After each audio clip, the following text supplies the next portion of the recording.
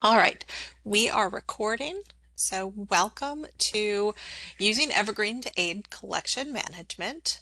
This is the first time that we've attempted a webinar on this topic. I did do a webinar last spring on inventory and weeding, and this will cover some of the same ground as that, but expand on it a bit and look at some other aspects of collection management and how Cardinal or how Evergreen can kind of interplay with that process at your library.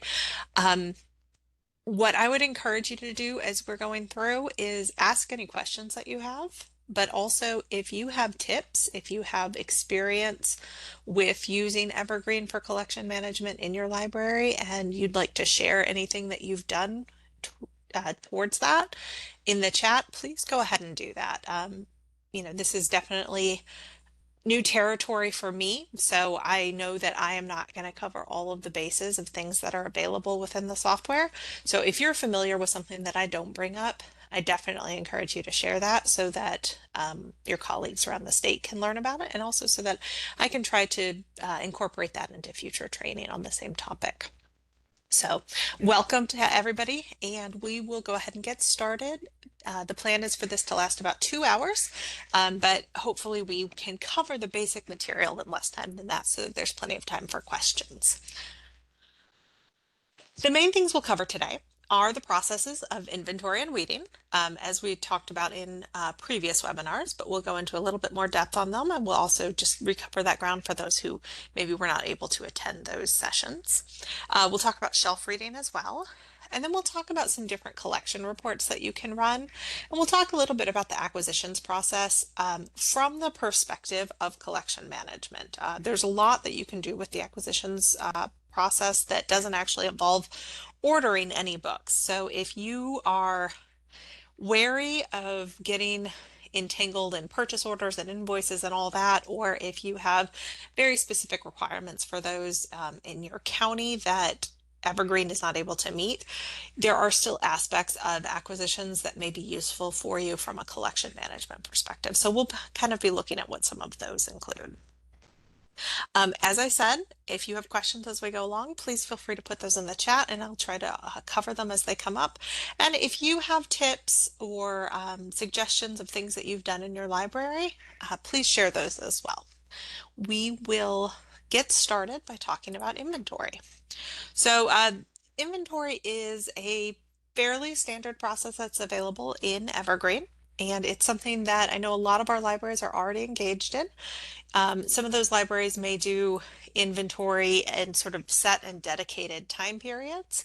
Others may do sort of an ongoing inventory, and both of those methods are possible within Evergreen. So we'll talk a little bit about a couple different processes that you can do.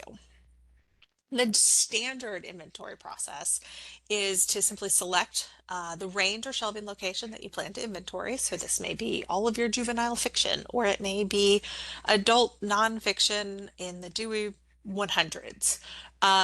Regardless of how big or what specific set of materials within your library you plan to inventory, the process will look fairly similar.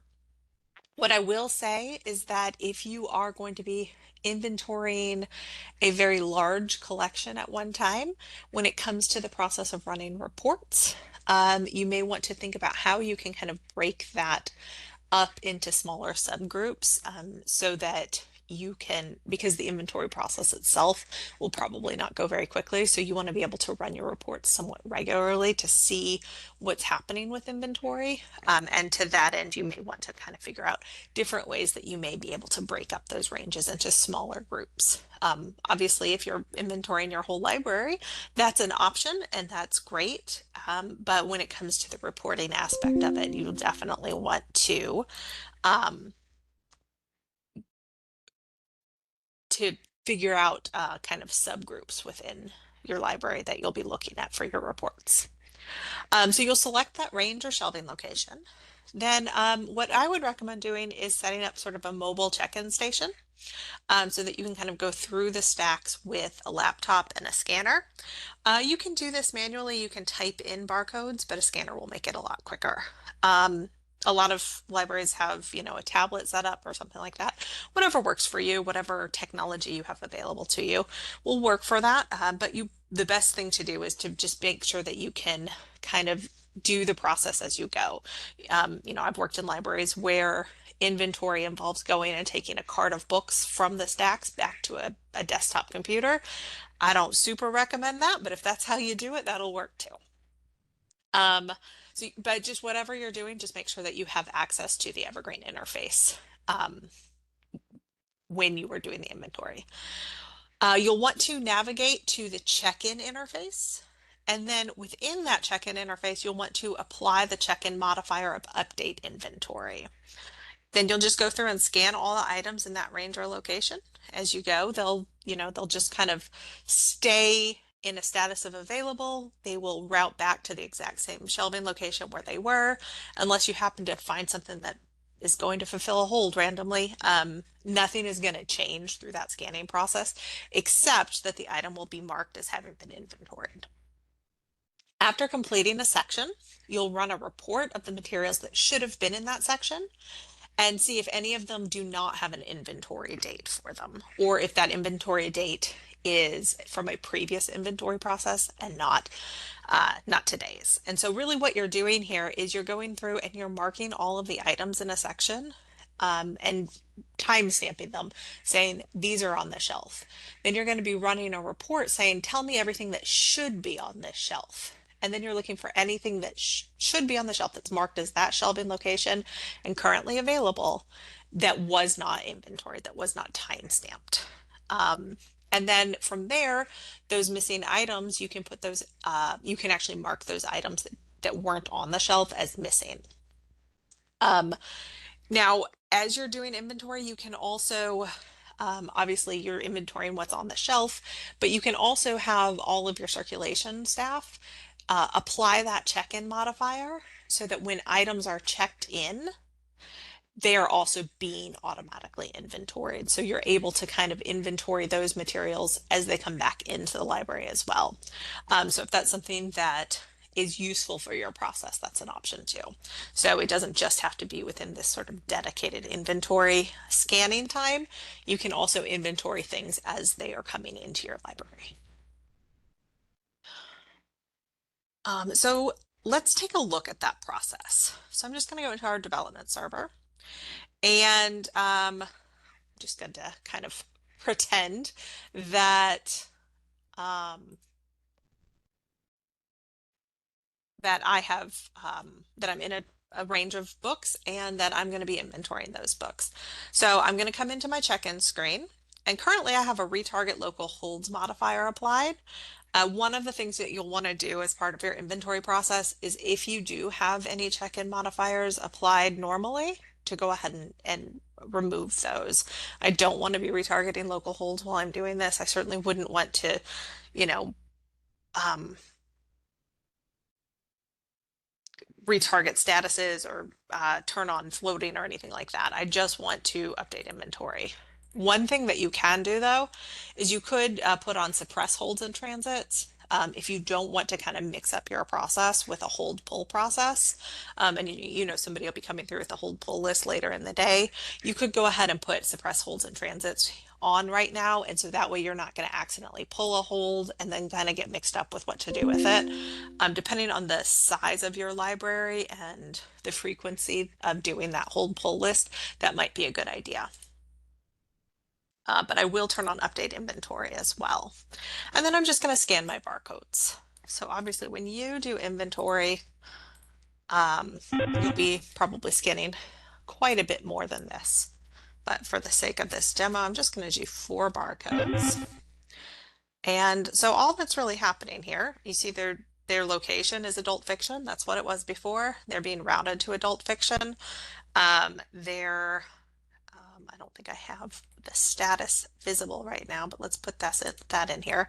And so its status is actually because of the library settings for where I'm logged in right now, it's routing to reshelving temporarily.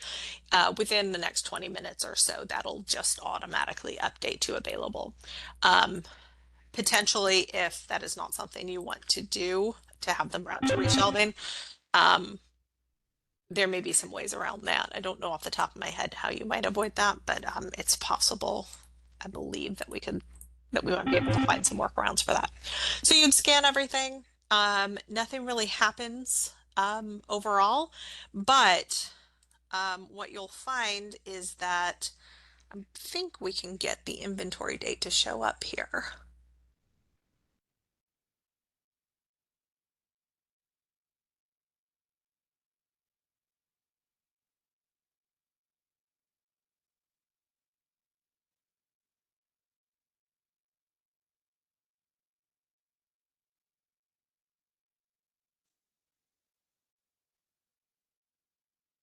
Here we go. It's all the way at the bottom of the list.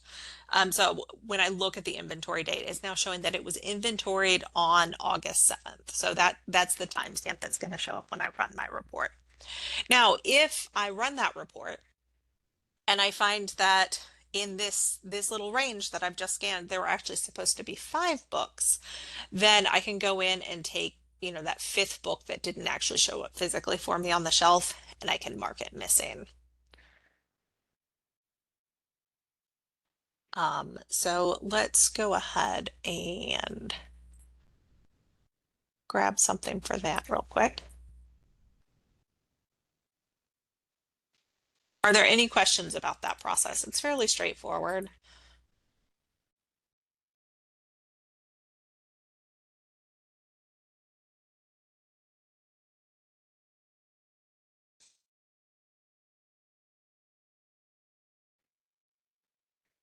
So in terms of marking things missing, you kind of have a couple of options.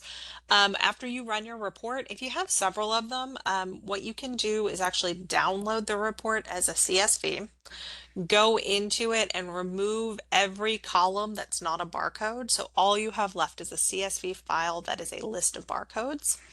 And then you can come into your item status screen and you can upload that file.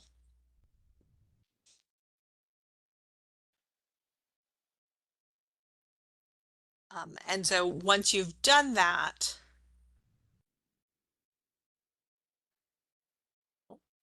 that's not going to work because I've already fixed all of this, or those have already been fixed, I believe. Um,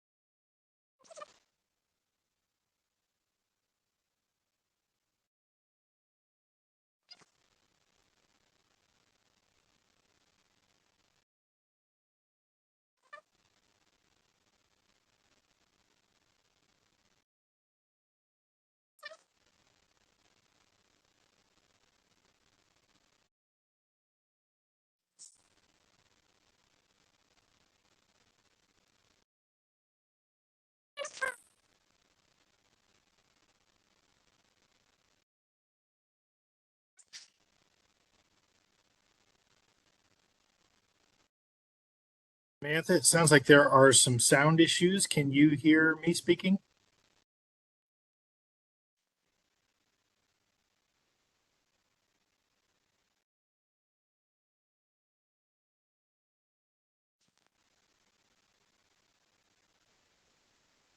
So if I'm sounding, Samantha's not, she may be having some audio issues. Okay. Can you hear me now? Yes, you sound better. Everybody else, does it sound I okay? took my headphones off. I got a pair of very cheap headphones to replace my ones that were dying, and the cheap ones are already dying. All right. I'm not sure where you lost me or where I lost you. No, you're talking So- about the item bucket, maybe a little bit after that. So I'm not doing this from a bucket yet. Or sorry, just the CSV, that part. Oh, okay. So you can, if you have a significant number of barcodes, you can save those as a CSV file from your report and then upload it to your item status screen. But you can also simply, if you only have a few, take those barcodes as you find them. So at this point, we're talking about those items that when you run your report at the end of the inventory process, um, any items that show up on that report as not having been inventoried are theoretically then missing from your shelf. You can take those barcodes and put them in your item status screen. And then from here, you can go to your actions menu and you can mark the item as missing.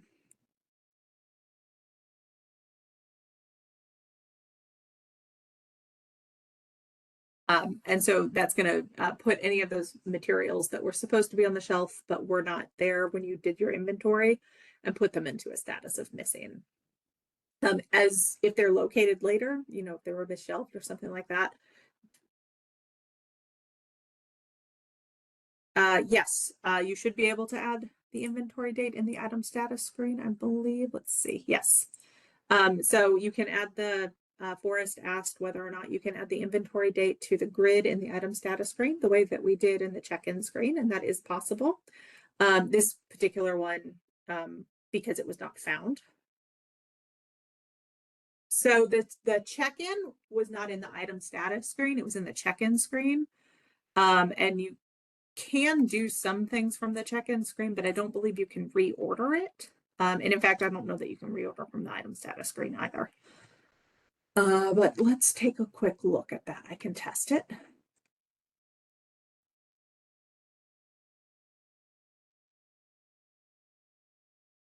Let me grab one of the things that I had inventoried earlier.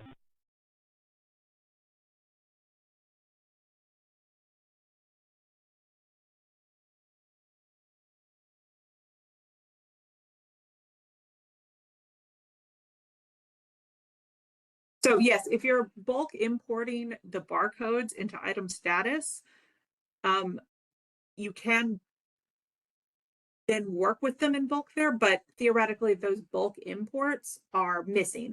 They weren't inventoried, so none of them would have an inventory date.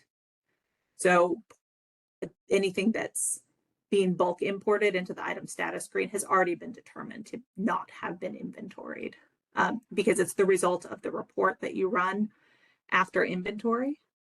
And then anything that you do in the check-in screen, of course, is being inventoried. So you're not going to be marking it missing from here either. So, you know, there are potentially things you could do in terms of running a pre-inventory report, I suppose, and then uploading that and then checking to see what wasn't inventoried. So rather than running a report afterwards to see what's missing, you could run a report to see what's supposed to be there, load that into item status, or go through and do your inventory, then load that list into item status and see what hasn't been inventoried, and then mark those that hadn't been missing. That's also a valid option. So I suppose whichever version of that you prefer. We do have reports for both, kind of a pre-inventory and a post-inventory report. So both of those are certainly possible. Are there any other questions about that?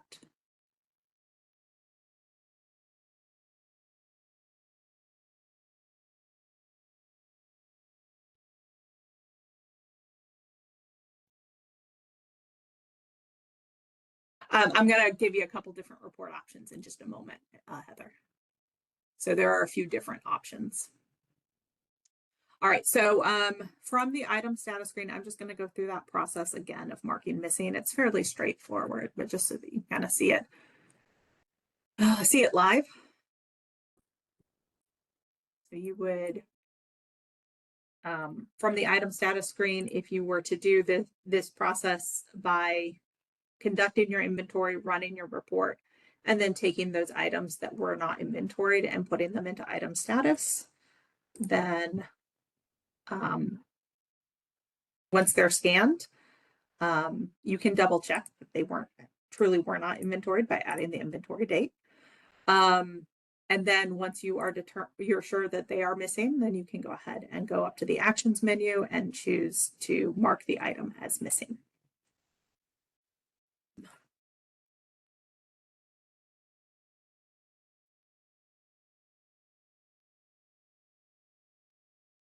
All right.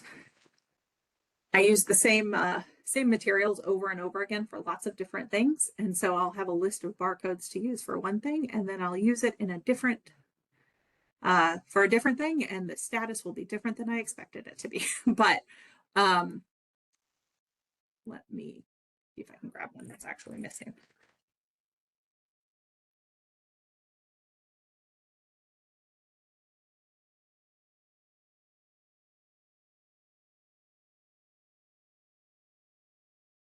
All right, this one is available, so I can mark it missing. So we'll mark the item as missing, and that's the process of marking them missing. Now you can add these missing items to a bucket. And so that could be useful if you want to, like, after a certain period of time, take anything that's that has been marked as missing and delete it. Then you can do that using the bucket. You can also use the bucket then as sort of a regular check to go out and do shelf checks for things and various other processes like that. So if you wanted to do that, once you've marked everything from that report missing that needs to be, you can just select them here in the item status screen. And then from the actions menu, you can add the item to bucket. So you could create a new bucket, or you could have a rotating bucket for this. If you were to create a new bucket, the process is fairly straightforward if you're not familiar with it. You just have to give it a name.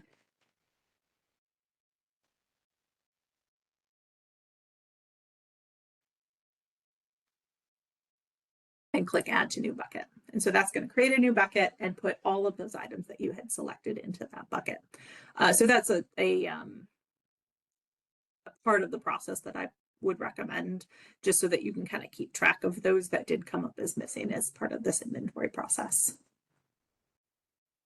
Right. Any questions about that, about either the process of marking them for inventory, then marking them missing? Otherwise, we can get into the report.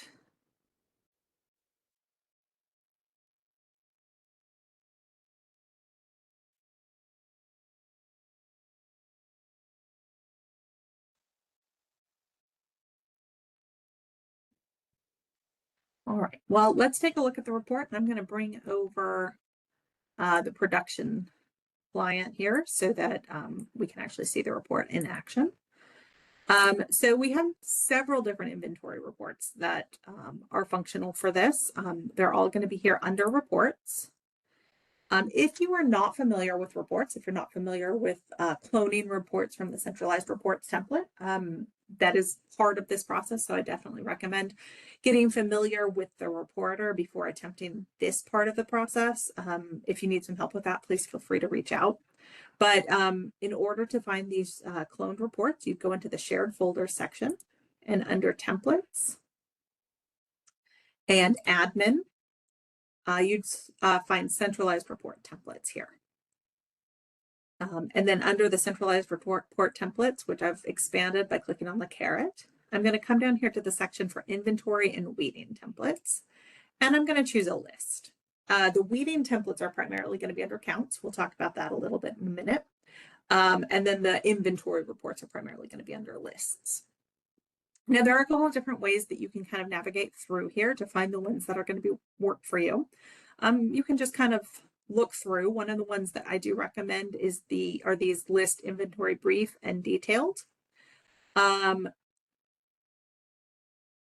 then the list item missing inventory dates is useful as well, because that's the one that's going to specifically bring up only those items that were not inventoried. If you'd like a bigger list where you can see both what was inventoried and what was not, then you're going to want probably either the brief or the detailed. The difference between that is the full amount of information that's included in the detailed report is going to be larger. If you just want a list of the missing items, so the list item missing inventory dates should work for you. There are a number of other reports in here. Some of these are more useful for weeding than inventory. One thing that you can do but I do recommend kind of looking through a little more thoroughly first, is come up here to this little upside down pyramid menu, and you can do a filter. Choose the word contains and look for inventory. And this is going to bring up those that are specifically related to inventory. This items by owning, library, shelving, location, and status is also, this is a newer one. And so this is one that I recommend as well. So these are kind of your 4 big ones. If you wanted one specifically about missing items, you could do your filter on missing instead. There's only one that's specifically for missing, and that's this one. Although this inventory one will be functional for finding missing items as well, I believe. So we're going to go ahead and run that one. So I'm going to select it. And the process of running this report, if you're familiar with cloning reports out of the centralized reports template, is the same as you would do for anything else. If you're not familiar with that, I'll give a brief walkthrough of the process right now. I'm just going to right click on it, and I'm going to choose to clone template. This allows me to bring it into my own account so that this is now a template that I own. I'm just going to give it a version number and choose where I'd like to save it within my own account. So one of the things that you do need to do if you've never run a report before is set up folders for saving all of them before you're able to move forward with this process. And again, if you have questions about that, just let me know. I'm happy to meet with you to kind of get you started with reports. I'm going to go ahead and just put this in my training folder. And I'm not going to do anything to change the report. You're welcome to, if you're super comfortable with reports and you want to mess around with what it includes, go for it. But I'm not going to do anything. I'm just going to take it as it is. I'm going to click save. And now it's going to exist up here in my own folder. So I took it from the shared folders, but now I can find the one that I just cloned in the templates folder for me. And I'm going to choose that folder where I just saved it. And here it is. When I sorted it by date, it's here at the top of the list, and I'm going to double click it to run it. So in order to run it, I do need to define my filters. So the first thing I need to do is when I conducted this inventory, which shelving location was I inventorying? And then that's what I want to set as my filter value here. I can do multiple. So, if I've done my entire youth services room, I can choose all of my juvenile shelving locations. I'm just going to do adult fiction, but I can add more than that by just clicking this add button for each one that I select. The copy status should be available, because what I've just done with my inventory is I've taken all of those materials that should be available, that are on the shelf, and I've scanned them. So the only status that I'm interested in right now are those that are listed as available. Now, if you're doing this process slightly differently, you may find that you want to include other statuses. But if you're following the process as I outlined it a few minutes ago, then available is the status you want here. So I'll choose that. And then you would choose your circulating library. If you're familiar with reports, then you know that generally speaking, you want to choose your branch and not your system. So I'm going to do Henderson. Instead of choosing the Henderson County Public Library, instead I would come into the branch within Henderson that I've done. If I've inventoried everything, I can select all of these. So, depending on how you've been conducting your inventory, you may want to do more than one branch at this point. I'm just going to select Henderson, Maine here. And then the item inventory date, basically what you're looking for this one is an inventory date that is older than the current inventory, because what you're trying to pull up are those items that were not inventoried as part of this inventory. So really all I'm looking for here is anything that's before today's date.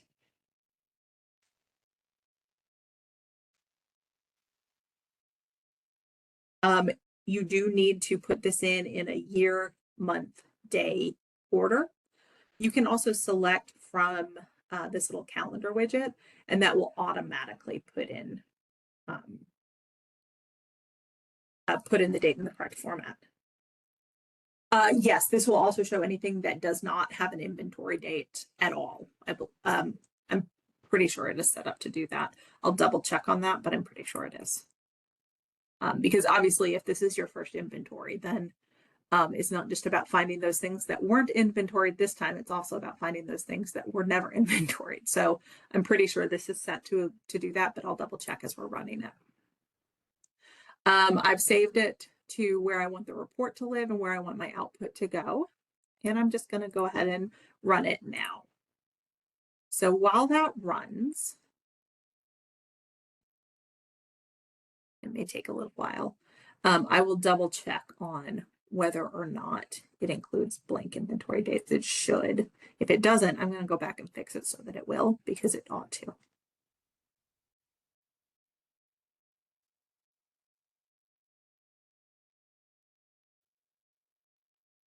Yes, it should include null inventory dates.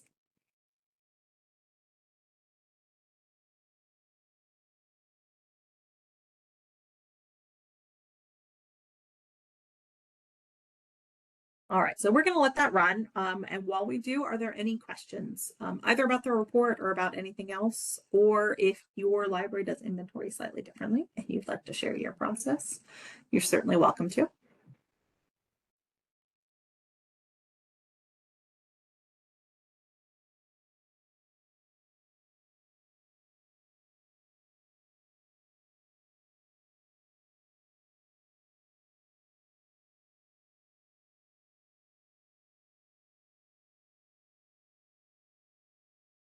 All right. Well, that's still going, so I'm going to let it run in the background and we'll move on to some other things, but we can come back and take a look at the results of that. So if you need it, here's the path to get to that. From the reporter, you'll go to Shared Templates, Admin, Centralized Reports Templates, Inventory and Weeding, and Lists.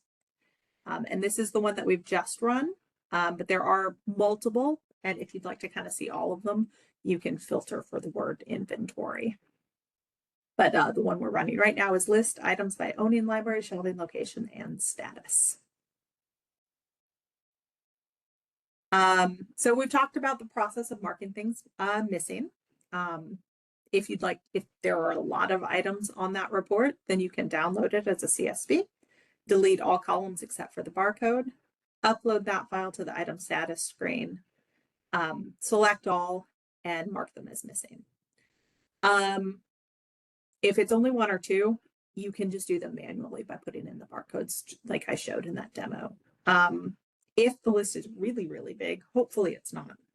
It shouldn't be, because I'm sure that none of you have that many things that would show up as missing through this process.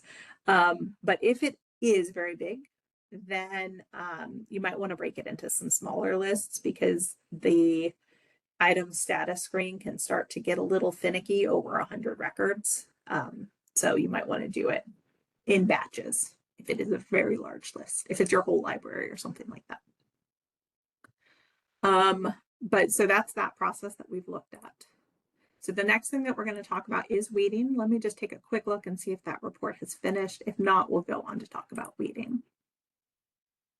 Right, it's still going. It's a little bit on the long side, so it could take a while. So I'm going to let it just go in the background and we'll go on to talk about weeding. But if you do have additional inventory questions, please feel free to bring those up as they come to you. So the first thing that we talked about, of course, was inventory. The second thing that I wanted to get into with collection management is, of course, weeding. We do have a couple of libraries that are engaged in some very large scale weeding projects right now. I don't know if anyone from those libraries is on this call, but if you have any insight based on your current projects that you'd like to share, I definitely invite you to do that. But the process of weeding, of course, is part of the process of collection management. And we do have a few different things within Evergreen that can help you with that. And it's primarily reports. And so we're going to start by talking about running a weeding report.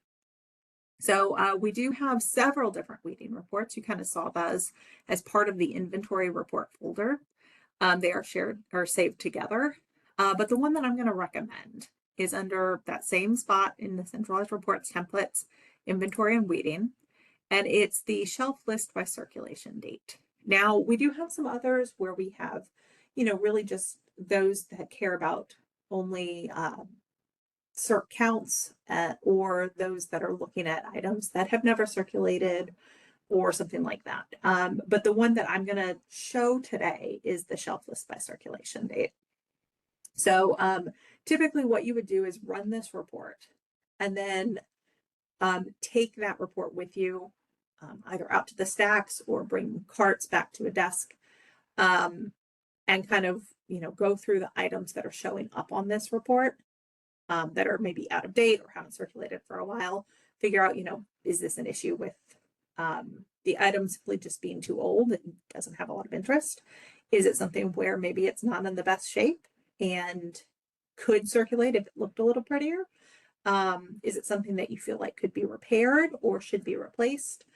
All the kind of standard questions that you might ask yourself as you are conducting weeding. But the report is kind of your starting point for it. So that deselection process, basically it's pulling the items from the shelves. Within Evergreen, if you wanted to have Evergreen kind of aid you in this process, then once you've pulled it, you can go onto that item status screen.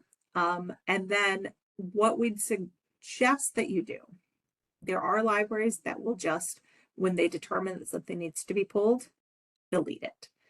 What we would prefer you to do is to take those items that are going to be weeded, go into item status, change them to a status of discard weed. And so you can do that, from buckets, you can do that one at a time. However you do that is really up to you. But the important thing is that you're changing them to a status of discard weed prior to deleting them. Because what happens if you don't do that is that the item gets deleted, but deletion is a flag on the record, which means there's basically just one column in the item table that says, is this item deleted, yes or no? And if it's yes, then it's deleted. And if it's no, then it's not deleted. It has nothing to do with the item status, which means that if you run a report and you don't filter out deleted items, then, and the only thing you're looking for is the status, if you've never changed the status of those items, they're going to still show as available. And so that can throw off a lot of your data.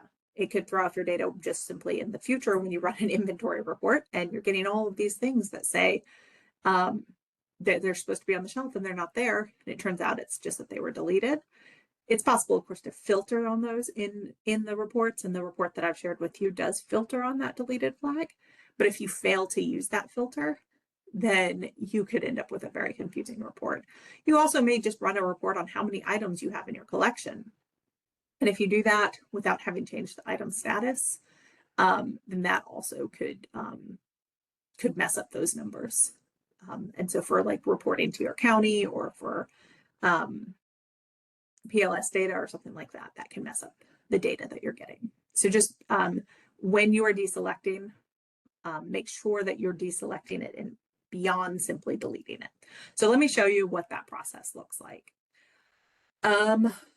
Actually, let's go ahead and do a weeding list and then we'll go through the deselection process. Let me take a look and see if this report has run. It has not finished. That's all right. We're going to go ahead and do our weeding report too. So to find the weeding report, we're in the same place as we were for inventory, and we're under lists. And we are going to look for a filter of contains weeding. And so there are two. There's the circulation date, and there's the one with circulation date and copy status. Either of these are perfectly fine. It's just a matter of which one you'd rather use. The only real difference is that the second one, of course, contains information about the copy status, both what the status is right now and also when that status was last changed. Both of them contain circulation data, and they both contain information on the last time it was circed. So you get the number of times it's circed as well as the most recent circulation date. It's just a matter of whether or not you care about the status. And that can be useful if you're looking at things like that have been lost or have been marked missing previously. Knowing how long something has been in that state may be useful for you. Also, you do have the ability to filter on copy status in this second report, which means that if you don't care about those missing and lost items, that's a separate process for you. You can just filter those out so they're not being included on your list at all. So whichever one of these lists kind of meets the way that you're weeding better, they're both available. They're both should basically be looking at the same set of materials, just changing the filter slightly. Let's go ahead and do the one with the copy status. I'm going to follow the same process that I did for my inventory report, where I'm going to clone it. I'm going to give it a version number and save it to my own folder. And now if I go into that folder and I sort it by date, I'll find it here at the top and I'll double click it to run it. In order to run it, I'm going to set my filters. So for this one, I'm just going to set it at the library where I'm currently logged in. And then I'm going to put in my copy status filter because of course I did the copy status version of the report. So I'm only interested in those that are currently available. Anything else is kind of a separate issue for me right now. And so I'll put that in. That's all I'm interested in. And then I'm going to put in the last circulation date. So what I'm doing here is putting together a report that looks at items that have not circulated for a specific period of time. So if, my cutoff is 2 years, then I might put in 2023, 08, 07. If my cutoff is different than that, that's going to change my date. So you may want to come in here and run a couple of different versions of the report based on kind of different parameters of what you're looking at. So I'm with this version of the report I'm running, I'm basically going to get a list of items that have not circulated for 2 years. Again, I'm just going to run it right now, and it's going to be in the queue behind that other one that I'm running, so we're not going to get results anytime soon, but I'm going to let that kind of go.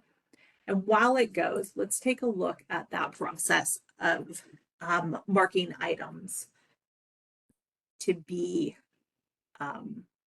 for discard weed.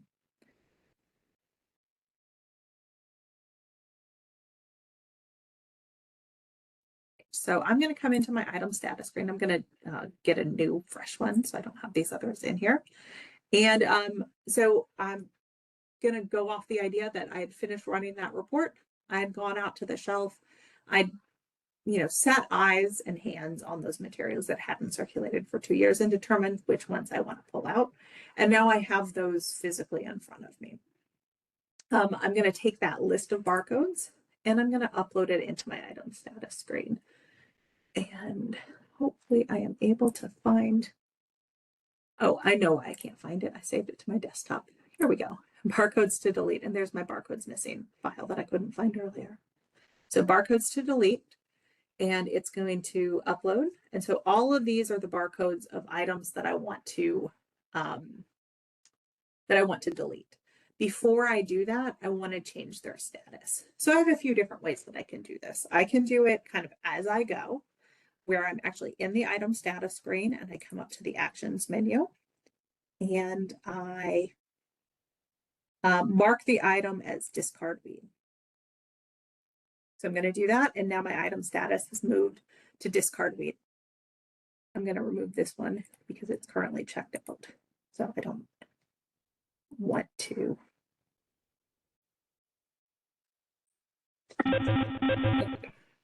All right. So now what I'm going to do is take all of these materials. So one of the options is that I can just do them one by one in the item status screen, just like I just did, where I go up to the actions menu and I choose to discard weed. And I choose to put it in a status of discard weed. And that's fine if I only have a few. If I have a large number, and this is a process that I'm doing over the course of several days or weeks, I may not want to be doing it kind of as I go in item status. I may want to do it in kind of a large bulk action. And if I do that, then what I want to do is probably add things to a bucket. Now I can add things to a bucket from this item status screen by selecting everything and choosing to add to item bucket.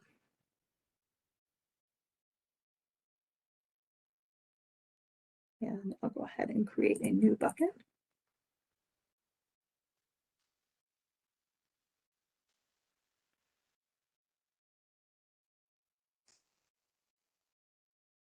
And then when I just come up here to my cataloging menu, I can go to item buckets and I can select my discard weed bucket that I've just created.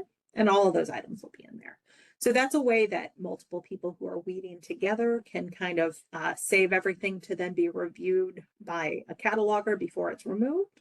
So you can have, you know, everyone from pages to the library director out in the stacks pulling things to be weeded.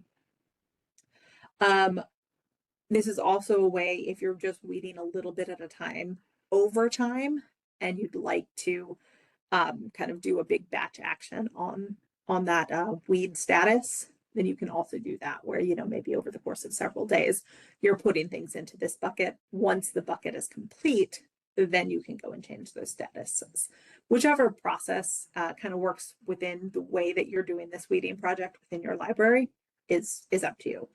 You know, if you're doing something that's really intense where you're really kind of looking at every item and making a decision as you go, you can also put things into the bucket one at a time. So you can navigate into your bucket and then click into this pending items tab, and you can scan your barcodes directly here and then put those into the bucket from here. So you have a few different options of how you get to this point. Once you have gotten to this point, I do have my item status over here in the far right. So I can come in here and I can select all of my items. And from my actions menu, I have a few ways that I can do this. So I can edit the selected items, and that's going to open them up in my holdings editor. And I can come over here and I can change all of them to a status of discard weed. So if an item, so Lydia has asked in the chat if does it make a difference if a book has the status of checked out? And I won't be able to change the status if its status is checked out. So yes, it does make a difference, but you will be blocked from being able to do it. That's why I wanted to check that one in before I did anything with it, because I knew it wasn't going to work with that particular status. So it won't like cause any problems. It just, nothing will happen to that particular item. If something's currently checked out though, you may not want to weed it because it's getting circed. But otherwise you can flag it. You can put an item alert on it to say, please move to discard weed when it's checked in. And so if you wanted to do that, you would come into your holdings editor and over here under item alerts, you could set normal check-in, marked status, discard weed, and then whoever checks it in can add it to this bucket to be discarded. So that's an option as well if you do want to weed something that's in a current status of checked out. But so for all of these that are currently in a status that is changeable, either available or reshelving, I've just come into the holdings editor and I've changed their status to discard weed here. I click apply and I apply all. And so then when I return to my bucket, I'm gonna refresh it, they now have a status of discard weed. That's probably the easier way to do this. I find it a little overwhelming to do really, really large batches in the holdings editor like that. So, you know, if I had 100 in here and I opened them all up in the holdings editor to change the status, I don't feel great doing that because it's so many copies. If you're comfortable doing that, then go for it. But it kind of overwhelms me visually. So you do also have the option of selecting all of them and going into the actions menu and opening them in item status. And that's just going to bring you back to the item status screen where you can also choose mark item as discard weed from this screen directly. So either of those processes will have the same end result. So whether you're doing it within the holdings editor from your bucket or you're taking that bucket and moving back into item status, or if you're just starting from item status. The only reason not to start from item status is if you are going to be doing this process over several days and you'd like to do everything at once in terms of the marking the new status. You probably wouldn't want to do that from item status because that's not a permanent list. So if you did want to sort of create a rotating list, if you have a lot of people working on putting this list together, then the bucket is your storage solution essentially. But even if it's in a bucket, you can do the marking process within item status. Does that make sense? Does anybody have any questions about that process?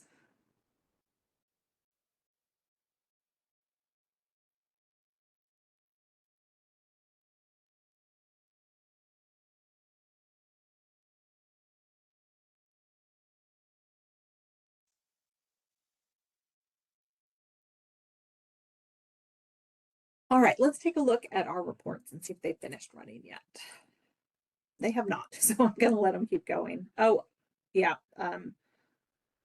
they may not finish, but that's okay. The point was seeing how to run them, not necessarily to get an idea of what they look like when they're done.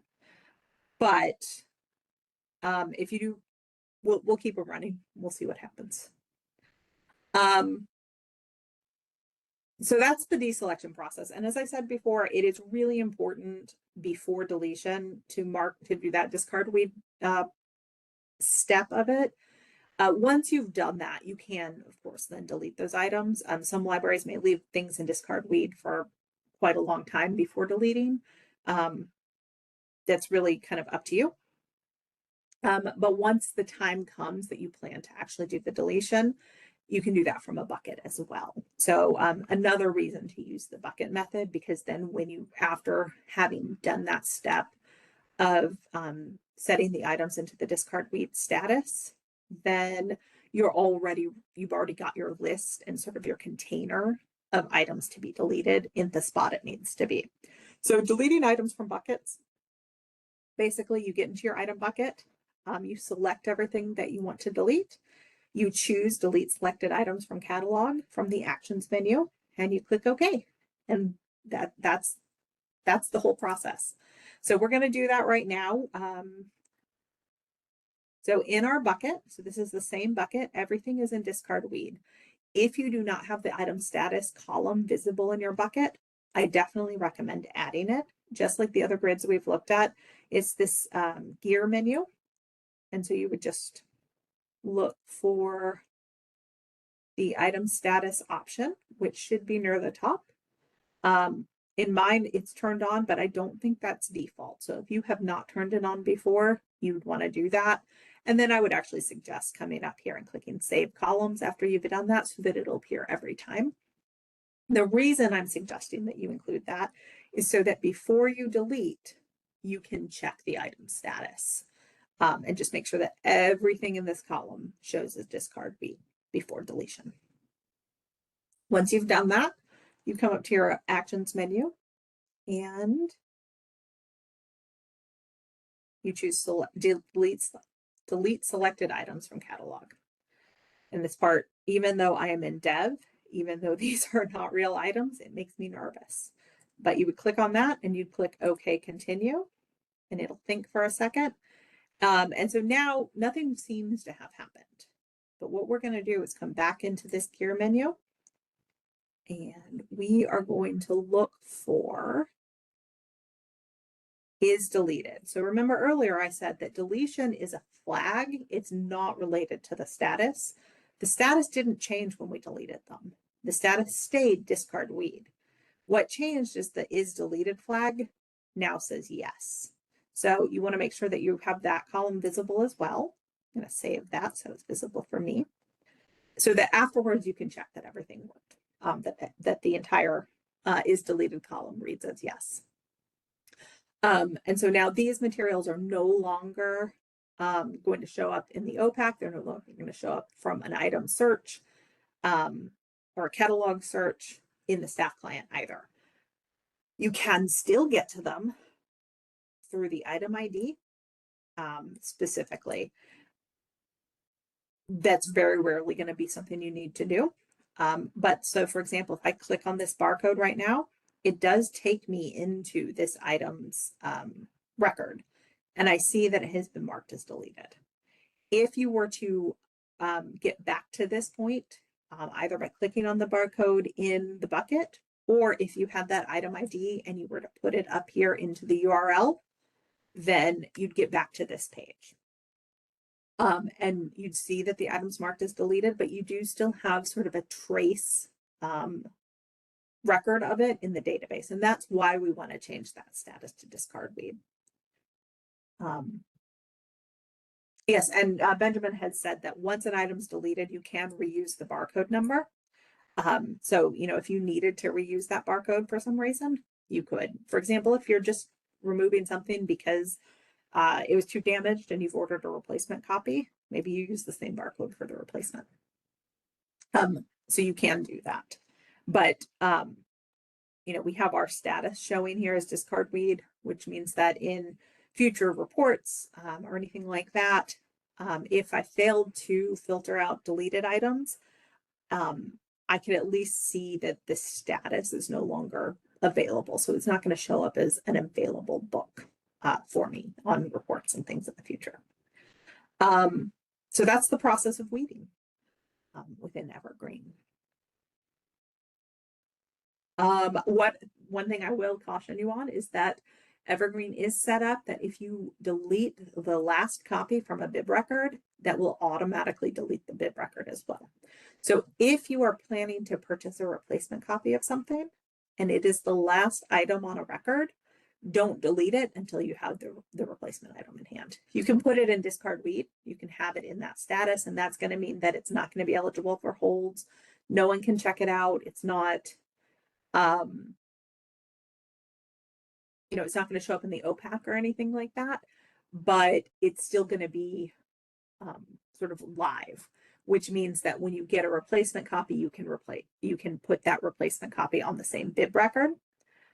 If you were to delete it and it is the last item attached to that bib record, then you'll have to create a whole new bib record when you get your new copy in. So just a word of caution on that. Right. Any questions about weeding?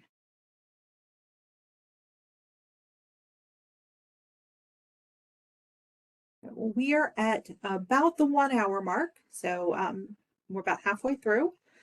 Next, we're going to get into talking about shelf reading, and then we'll talk a bit about some other reports you can run related to sort of purchasing and figuring out what items you want to purchase. And then we'll finish up talking a little bit about acquisitions. But I'm going to give everybody about a 5-minute break. And during that time, you know, if you think of some questions related to either inventory or weeding, let me know. Otherwise, we will get back to it at 3:03. So I'll set a little timer on here so that you can keep an eye on that. And I will see you back here in 5 minutes.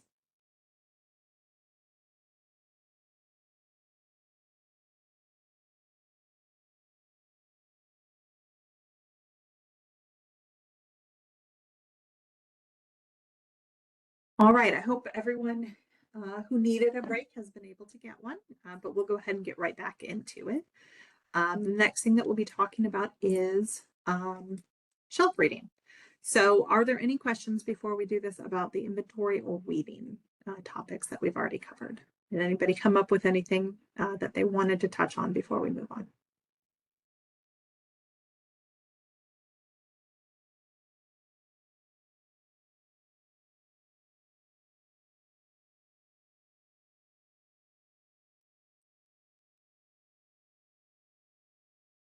All right, well then let's talk about shelf reading. We won't spend too much time on this topic. The discard weed thing, meaning the, so I'm not going to go through the whole process again, but if you're just talking about the, so once something has been marked as a status of discard weed, it's not going to show up in the OPAC anymore. It is still live and active in the staff client. So you can, you know, if you're looking at a list of holdings or something like that, you'll still see it in the list on the staff client side, but it's not going to be visible in the OPAC, and patron, it won't be able to, it won't be targeted for holds. And that's really one of the key things about that status, is that it's going to be skipped over for holds. So essentially the item is no longer visible, but it's still very easy to find in the staff client. No problem.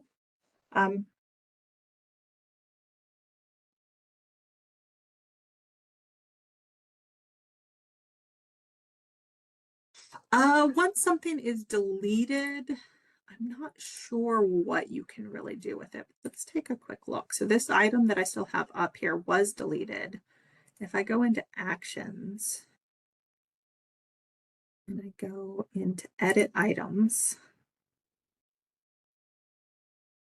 I can change the status. So yeah, theoretically, if you were to delete a bunch of things and then realize that you had not marked them as discard weed prior to deletion, you could go back and do that after the fact. Yes.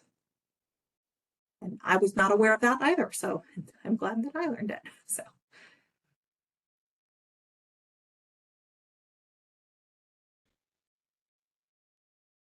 All right. So in terms of shelf reading, we won't spend too much time on this particular process, but I did want to just point out a couple of things that we have for you for this process. The process of shelf reading, if you wanted to use Evergreen to aid in it, is essentially you figure out which shelving location you plan to check, and you run a shelf list report. That's going to be in the same spot as those inventory reports are. And then you just walk down that range with your list, check the items, and then reorder them as needed. If something's out of range. Where Evergreen comes in, besides simply giving you that list, is that it gives you the ability to mark items missing as you're going through shelf reading. So outside of an inventory process, if you just have regularly, pages or circulators going out into the stacks or volunteers and doing shelf reading, and it's not part of sort of a specific inventory process, you can still find missing items because that shelf list that you run from the report will let you know if something's not there. Typically when you're shelf reading, you're putting things in order that have gotten out of order. This also allows you to realize when something's not there that should be. The process of marking missing is going to be the same as it was with the inventory report, in that you're just going to take that barcode and you're going to put it into either item status or a bucket and mark it missing the same way that we did earlier. The process itself is basically the exact same. So you're going to go into your item status screen. You're going to scan. So, if you had that report that you had printed out and something has been, maybe you've highlighted it or marked it with a pen as it wasn't on that shelf, when you get back to a desk, you can just type that barcode in and submit it. And then you can mark it as missing from here.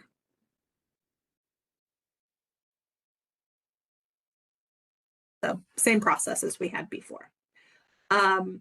Now, if you were to do this within a bucket, you would start by creating a bucket for missing items. And this may be a rotating bucket that you just kind of keep refilling and then working with as you go.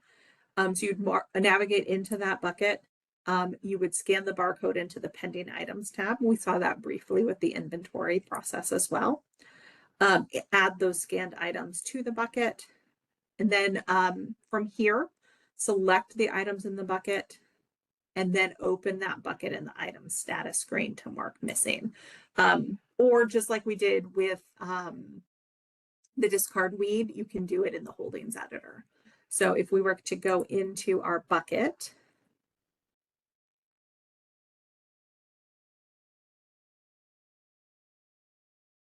we'll just go into the same missing bucket that we had before. And we're going to put in just a few individual barcodes in our pending tab.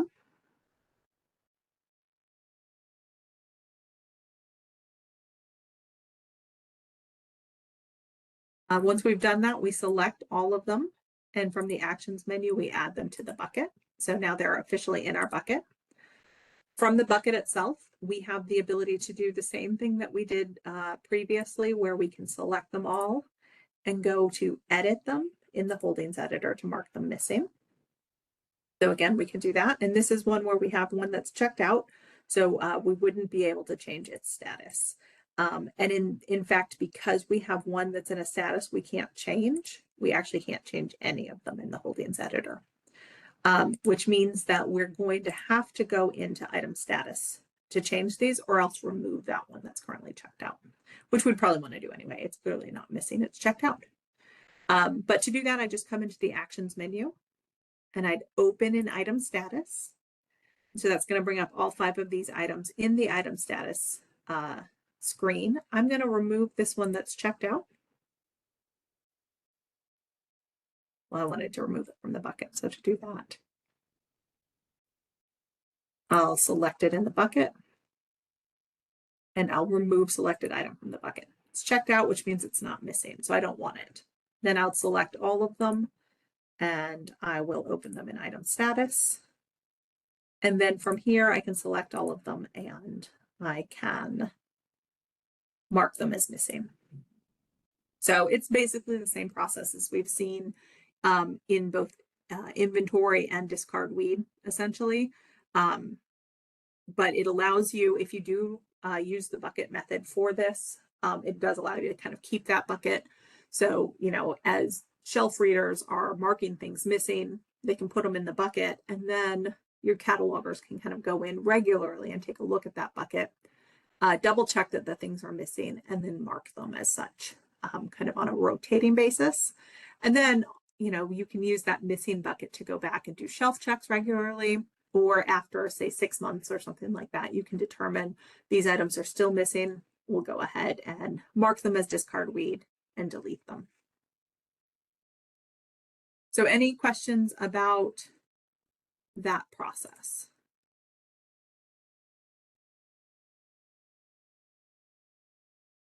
Let's take, yeah, I wouldn't, if this were a real, the real world, I wouldn't want to mark the hold shelf one as missing unless it's supposed to be on the hold shelf and I can't find it there. I suppose you could mark it missing in that situation. But yeah, typically that would probably, if somebody were shelf reading and that thing in that particular title was not on the shelf, knowing its status is on hold shelf would explain why it's not on the shelf.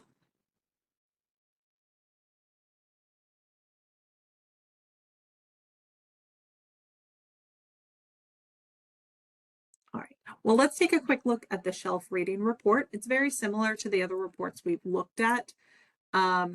You're going to find it in the same spot. So under centralized reports templates in the inventory and weeding lists. This one is called the inventory shelf list by owning library, shelving location, and status, parentheses shelf list.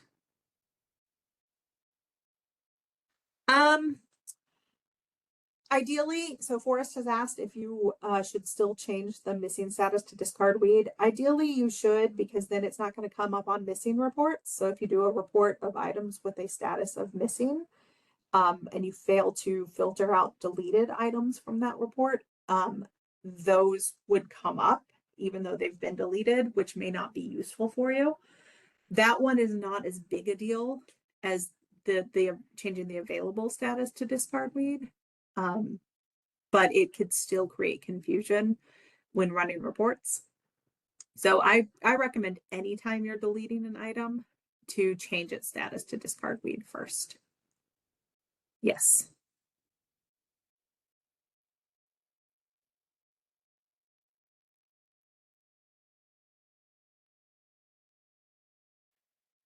All right, so the shelf list is in the same spot as everything else. So we're just gonna come into our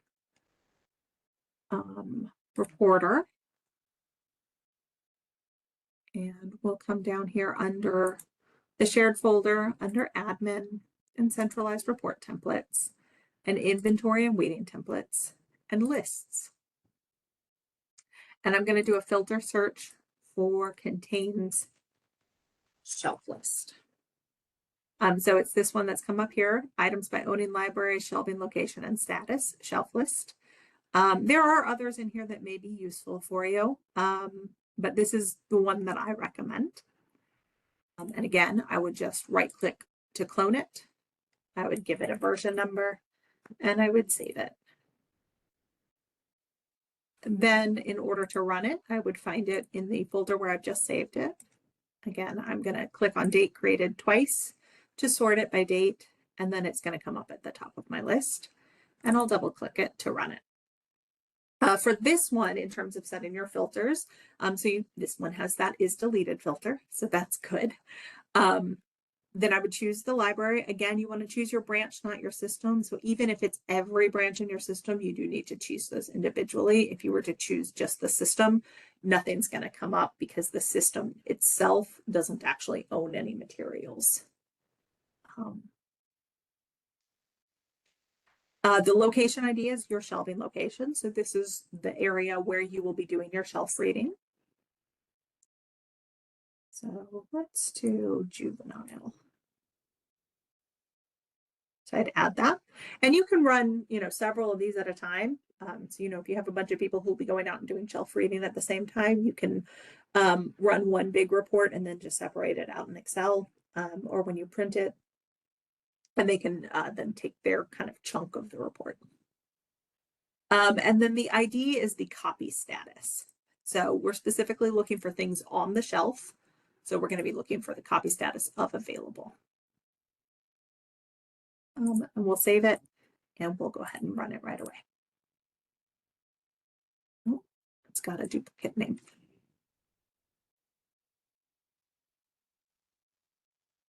All right, so that report is theoretically running now as well. So we're going to let that chug in the background. I don't think we're going to get it by the end of today, but that's all right. Any questions about the shelf reading process or anything related to that?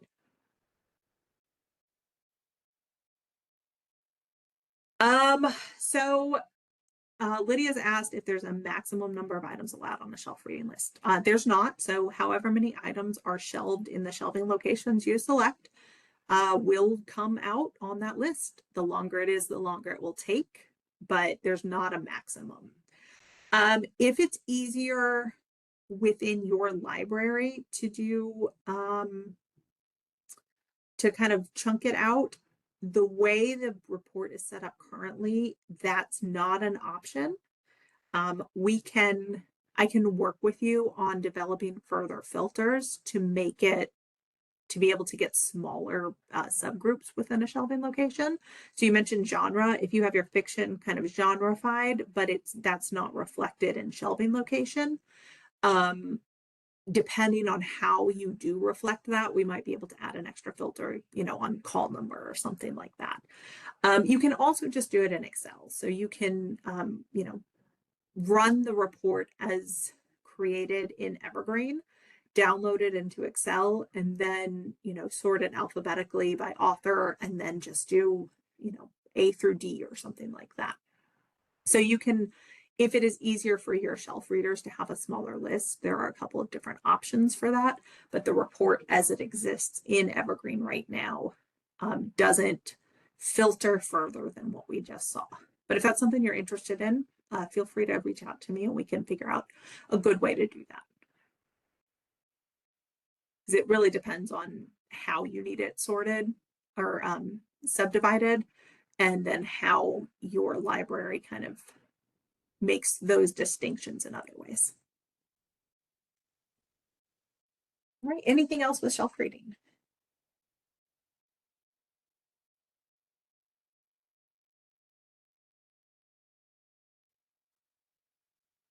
Well, let's talk then about collection reports. So, at this point, we've talked about, weeding and figuring out what you have and figuring out what you think you have, but it turns out you don't have. Let's talk about figuring out what you want to buy next, because that's really the fun part of collection development. Mostly we're going to talk about reports right now. And there are a couple of different reports that are useful for this. if you have an idea for a report, but you don't know how to execute on it, feel free to reach out. Happy to work with you on that. Other members of the Cardinal team will, I don't want to speak for them, but I'm sure they'd be happy to work with you on that as well. And so we can figure out different ways for you to put together reports that will help you figure out what to buy. But we do have several already. So I sort of have three different categories of those reports. The first one are those related to hold requests. So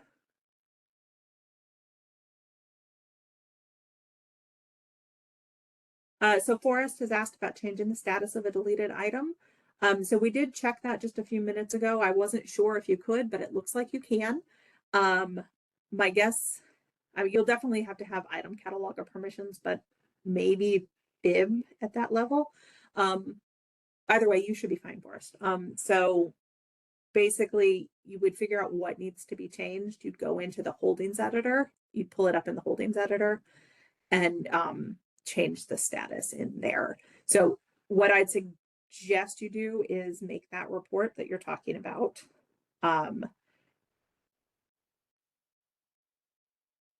And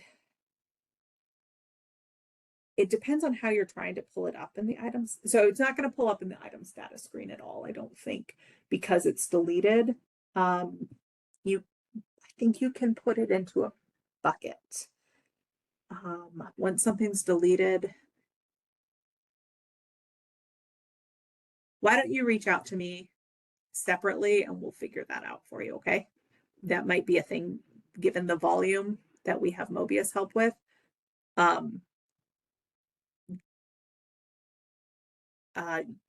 We might be able to do it from a bucket, but I need to take a closer look.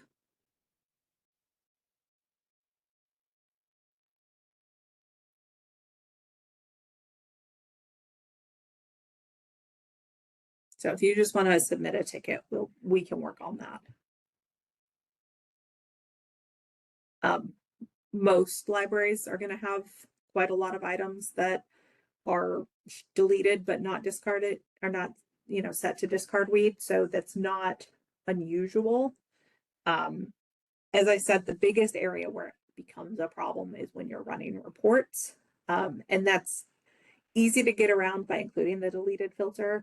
But if you run a report without filtering on deleted, you sometimes don't realize what the issue is. Okay. Okay, yeah, so Benjamin's confirming that we wouldn't be able to put it into a bucket because we need a barcode. And once it's deleted, it no longer officially has a barcode. Benjamin, my guess is this would have to be a Mobius thing if we wanted to change it. I don't know how big a priority it is to change though. I wouldn't say as long as there's an understanding of adding that deleted equals false flag to the reports, or if you see things that are showing up that don't make sense, that you kind of have that thing in the back of your head of this is because I maybe included deleted items in there. That's really the thing to keep an eye out for. I think other than that, this isn't something that has this sort of high priority to fix. I think that the aspect about what was it, the missing items report or something like that, that's the only place I can think where these deleted items might come upon on your radar. Yeah, I had a ticket not too long ago where about half of the results of a report turned out to have been deleted, and but there was no display field showing deletion, and so they were just trying to go through the results of the report and they couldn't find anything. And so it was really confusing. So it's more about making your life easier when you're trying to work with the report results than it is anything else. So yeah, I think if you know you have that many, the most important thing is to just remember to include that deleted filter. Yeah.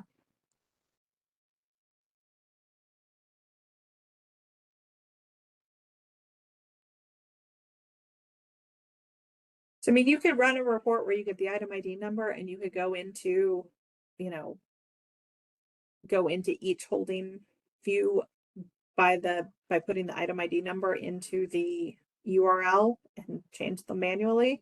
But I don't know that you want to spend your time doing that. That would be very time consuming.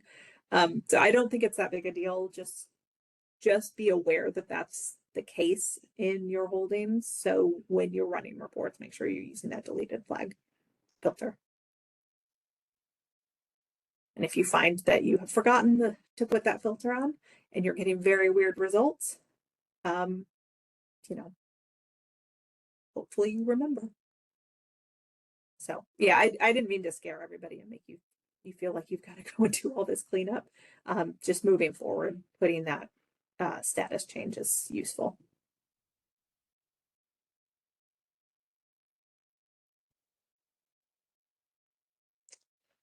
All right, well, let's talk a little bit about our collection reports.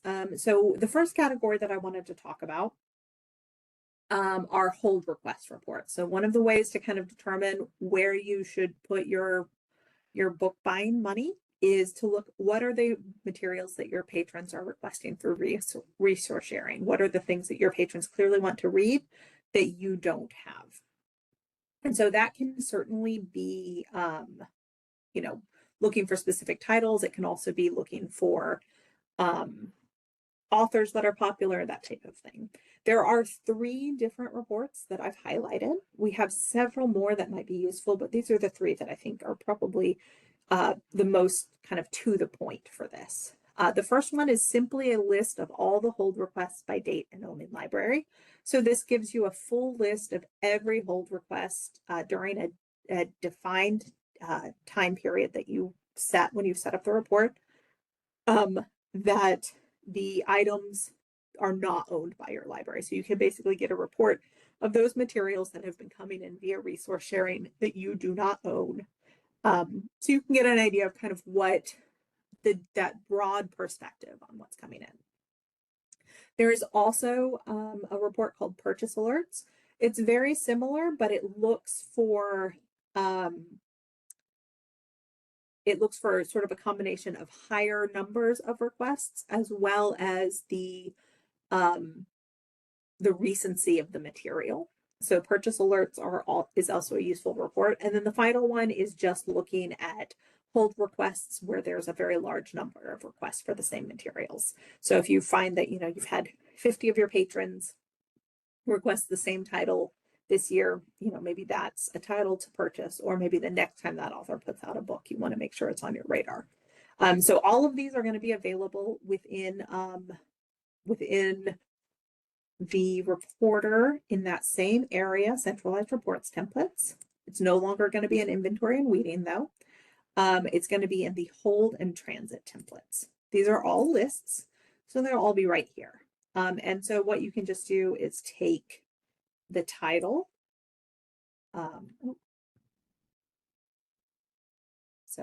Hold request by date and own in library, and you can put that into your filter. We'll just put in date and name. And so that'll bring that up. And your process of running it is similar to what we've been looking at. I'm not going to go through each of them because I have several, but you want to clone it into your own account and then you can run it from there. So those are my 3 recommendations for hold request reports. If anybody has one that they really like, that they'd like to share, please feel free to put that in the chat as well. A little more complicated, you can look into genres and subject terms that circulate highly at your library. I will warn you that subject heading and genre reports are very complicated. The templates do exist. Sometimes it may take 3 or 4 tries before you hit on the exact right way to set up your filters to get what you're looking for. So don't get discouraged if the first try doesn't work. That's totally fine. One of them is a count report, and this is basically just a count of title records that contain a specific subject by the circulation count. So you're basically going to get a list of title records with basically a count of the items attached that have the same subject heading. This is complicated to talk about. You'll get a subject heading, a list of the number of title, or a count of the number of title records with that subject heading, an account of circulations of items attached to those counted title records. Very complicated. What you're really looking for is a really high number of that circulation count for specific subject headings. And then that tells you those are subject headings for you to look for as you're purchasing.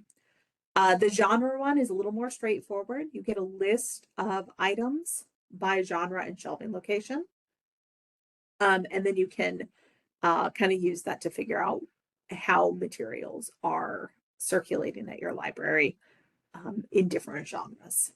And so these are going to be within the centralized reports templates again. And they will be under cataloging templates because they are related to subject terms. So one of them is a count and one of them is a list. So if we go into account, we are looking for bibs containing a subject. Just going to look for containing a subject.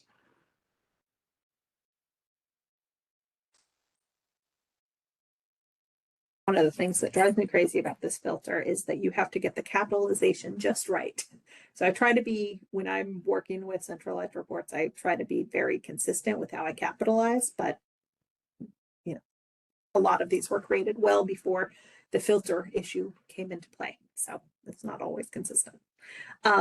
Anyway, so you'd find it here, count bibs containing a subject by circulation count. And then of course the other one is under lists. So under cataloging templates lists. And that one is genre and shelving location.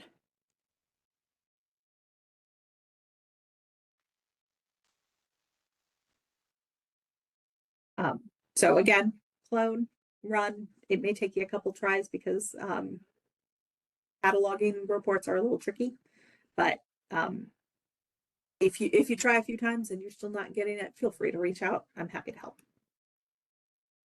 All right, so the first two categories we talked about were the hold reports and the subject heading reports. The last one is going to be just your basic shelf list with circ numbers. This is similar to a report you would run for, weeding purposes. You want to see how your collection is circulating. The difference is when you're doing a weeding report, you're looking for things with very low circ numbers.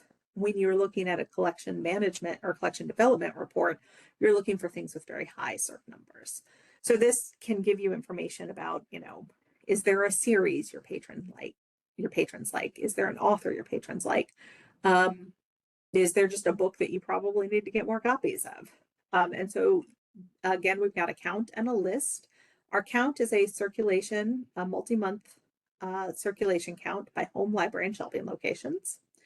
And then the list is just a list of items with circulations greater than X. So what's nice about this one is you could say, I want to know everything that has circulated more than 50 times this year, because I'm just going to buy a new copy of those materials. So you could just go in and run this report, putting in your filter to look only for things that have circulated more than 50 times.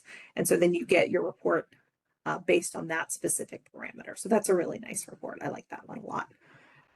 But you can also get just kind of your general count of circulations. You can take it into Excel and order it. So you can start with the highest number, or you can sort it any way you'd like within there.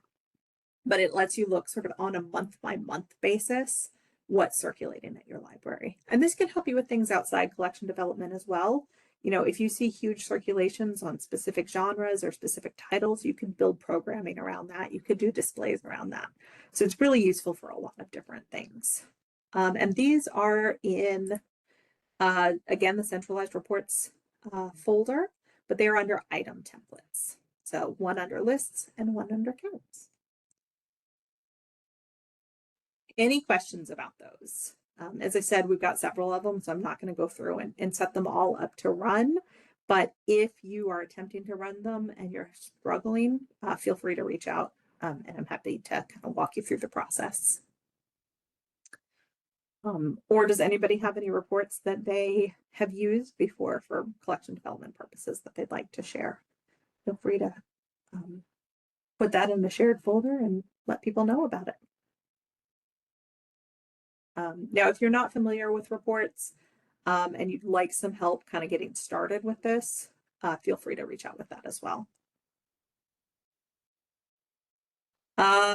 So Forrest is asking what the other subject heading report was.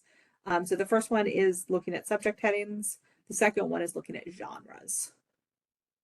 So both of those are going to be under cataloging. Any other questions about those?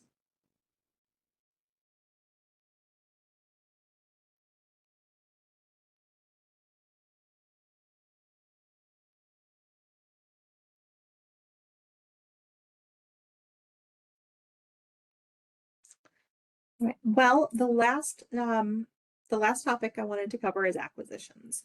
So I know there are some people on this webinar today who are currently utilizing acquisitions in their library. If you are, then you may already be quite familiar with a lot of this stuff. If you don't currently use acquisitions, as I said at the beginning, this isn't meant to like try to talk you into using purchase orders and all that kind of stuff. It's instead what I really wanted to talk about was the aspects of the acquisitions workflow that can allow you to simplify and streamline your collection development process. Primarily, that is going to be patron requests and selection lists. So that's really what we're going to talk about today.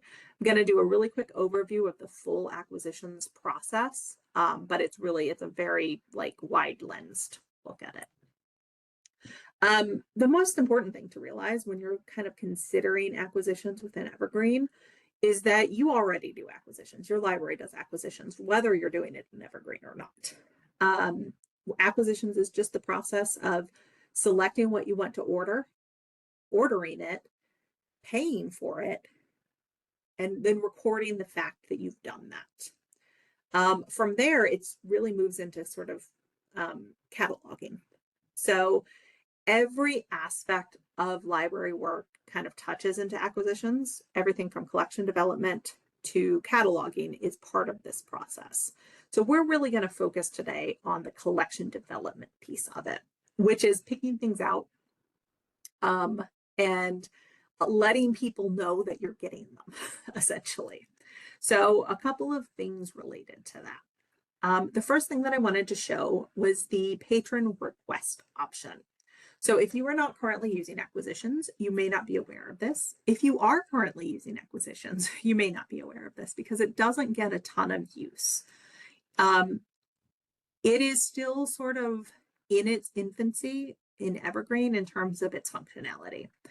But what it does is it allows you to put a patron request form into your OPAC, as well as just something that like if a patron were to come up to the desk and say, hey, I wish you guys would buy this item, staff can then fill out the form as well. So under the acquisitions menu, you have an option for patron requests. So you come in here and you will, make sure you're scoped to the library where this request is coming in. And then you can see a list of all of the current requests.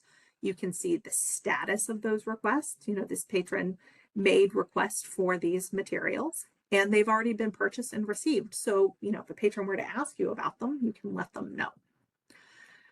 You can also create new requests. So if you click that button to create a request, then you come in here, you put in your patron's barcode. If they let you know, hey, I'd love it if you bought this book, but I really need it by October 1st. You could set that date. So if that's not going to end up being feasible, you're aware of that. You may buy it anyway, but it's no longer something that you're going to immediately alert the patron to. You have the option to automatically place a hold for that patron once this item becomes available. I will tell you that the process itself is not as automatic as I'd like it to be. I think it basically just flags it for a hold and somebody actually has to click the button to place it once it comes in, but it will at least flag it. And then you can also let the patron know once it's available. You'll set your pickup library, which is probably going to be, the patron's home library. but it can be wherever they'd like it to be. We'll make it smaller. And then you can also notify them by phone when the hold is ready. Just like any other hold, you kind of have a few different notification options. Your request type, this is basically where you're putting in the type of material it is. So you can put in your ISBN, your title information, author information, publisher, if that's helpful. Basically, whatever information within here is going to help your purchasers actually purchase the correct thing. And you can also have information, because this may be helpful from a statistical perspective, on, how did this patron hear about this? Why is this an item that they want? Did they read an article about it, or did they see a review of it? Is it part of a celebrity book club? So you could put that in here, because that may give you information about where you should be looking for collection development ideas in the future. You'll save that. And so you've created an acquisition patron request. So then basically that can happen sort of, your circulator staff puts that in and they go about the rest of their day. And then your acquisition staff goes in maybe once a week, maybe once a day, and they check patron requests to see what's new. And you can see over here, the request status is that this is new. So I can select it. I can view the request to get information about it. If I know that I'm going to buy it, I can add it to a selection list. There we go. It was a little slow on that one. So if you're not familiar with acquisitions, selection lists are one piece of the acquisitions puzzle. They are not actually a necessary piece. A lot of libraries bypass this. But if you don't intend to use the purchase orders and invoicing and EDI and all that aspect of it, and you're just looking at acquisitions tools to help you with collection development, then the selection list is actually probably a really good tool for you, because it allows you to basically create a list of items that your library wants to buy. If, for example, you do centralized ordering from your main branch, but you have a number of branches where, the adult services librarian picks materials and the youth services librarian picks materials, and you have a bunch of different people selecting, rather than doing spreadsheets or, lists in some other way, you can have people come in and each make a selection list that gets sent to that centralized selector, who's going to then put the orders through. And they don't have to then turn those lists into purchase orders. They can just take those lists and then they can go into their vendors and find those materials. But it's a way to kind of streamline that process. So what this has done is, because I didn't really have when I set up the patron request, I was just basically putting in essentially a brief record. When I add it to the selection list, that's how it's adding it. It's adding it as a brief record. So you can see I've got the ISBN, title, and author here. As a selector, I could come in and add additional information as well if I needed to. I can add it to an existing selection list and then just save that record. And so that's the patron request side of it.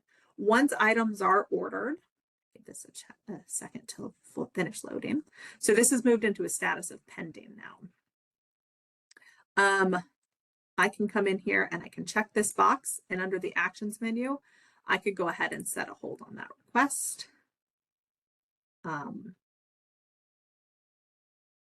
If the patron had not requested the hold at the time, or if that hold needed to be updated, I can do that.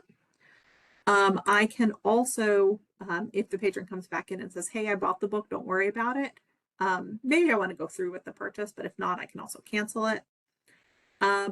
Let's go ahead and take a look at this one, because I can also view selection list. So I can go into that selection list that I've added this item to, and I can see everything that is on this list. It might take a moment to load. We only have 2 things, but it still might take a moment. Because we had a big update to acquisitions a couple of upgrades ago, but for some reason, when you go in through the patron requests, it still wants to route you through the legacy view of it. So it's really slow to load.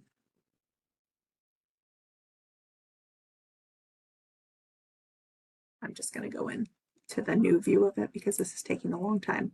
So under the acquisitions menu, I can go into general search and I can go into my selection list search and I'll just look for the selection lists I own because I don't own very many.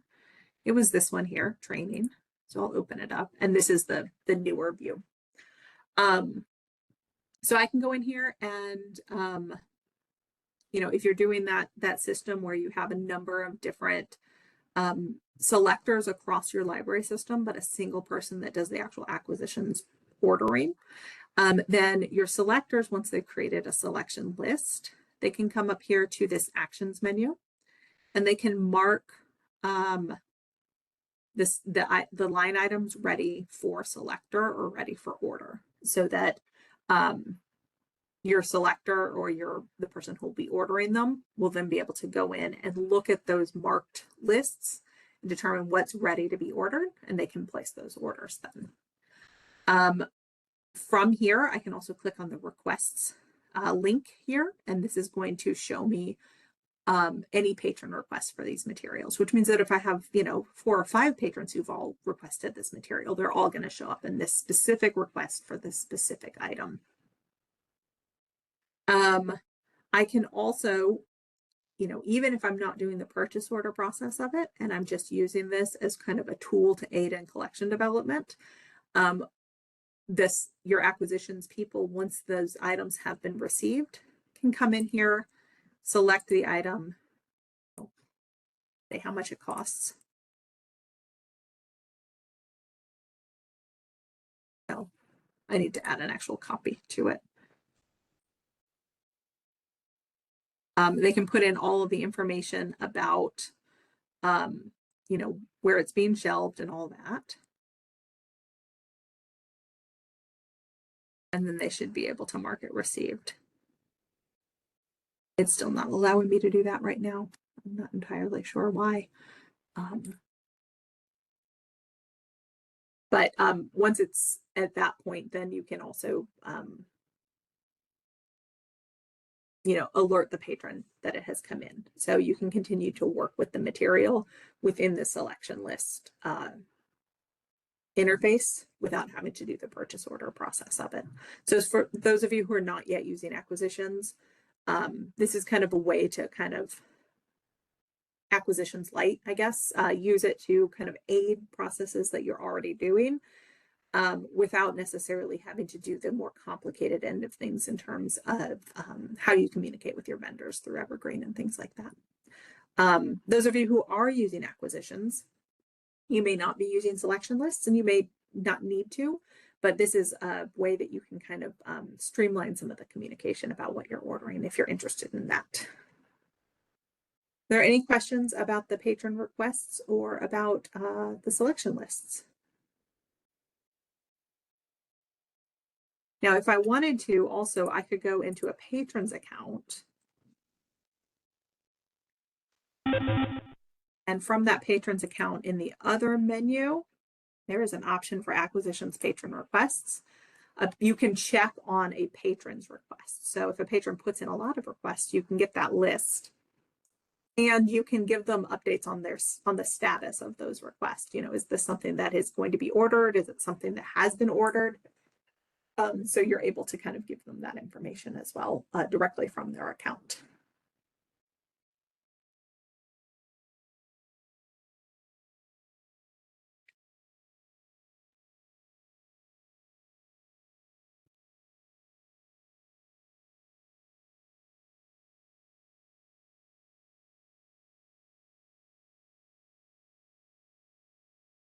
All right. Well, if there are no questions about the acquisition stuff, are there questions in general?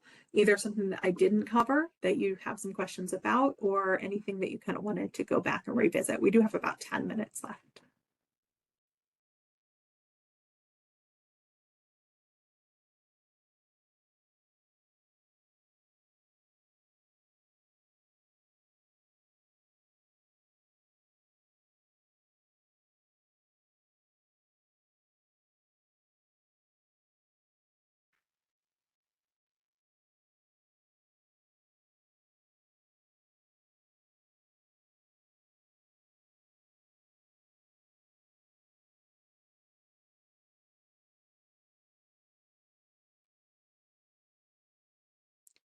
Well, if there are no questions, then, oh, okay.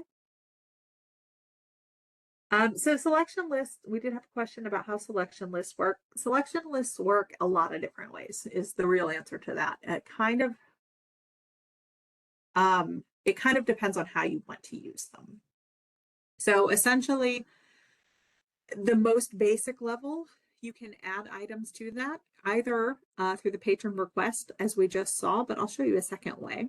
If you were to, for example, run one of those reports to see what your patrons are requesting from other libraries, you could then go in and search for those materials that are getting very high levels of requests.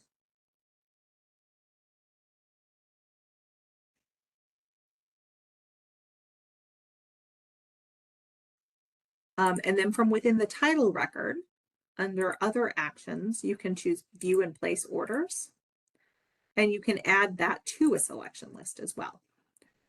So selection lists are basically just a way for you to keep track of materials that you'd like to purchase. And so you can add materials that exist in the catalog, but that you don't own through this process. Yeah, you can think of it like a cart on Amazon, basically, yeah. Because if you do actually end up adopting the rest of acquisitions, there is a button you can click to turn that selection list into an actual order, which you can then click another button in and order the things.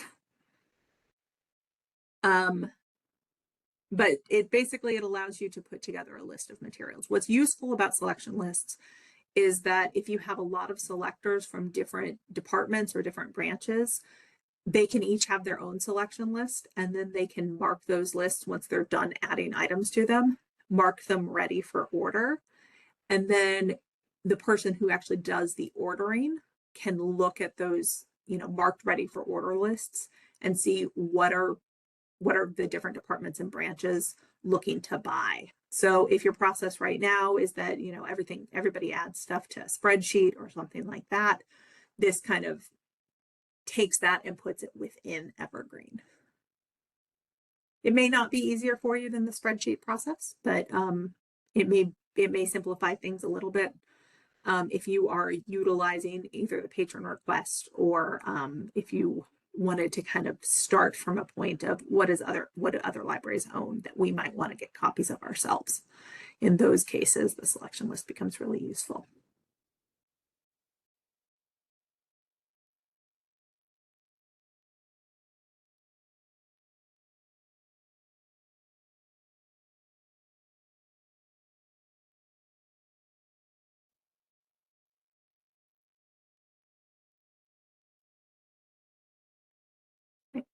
Well, if anybody does have follow-up questions, if there's things that we didn't cover that you'd like to kind of get some more detail on, or if you attempt something and it doesn't work the way you thought you remembered seeing it, feel free to reach out. I'm happy to kind of go back over anything.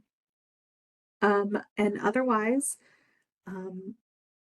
thanks for being here. I will get the recording up either tomorrow or early next week. And I appreciate everybody's interest in this topic. So, have a great rest of your week and a great weekend.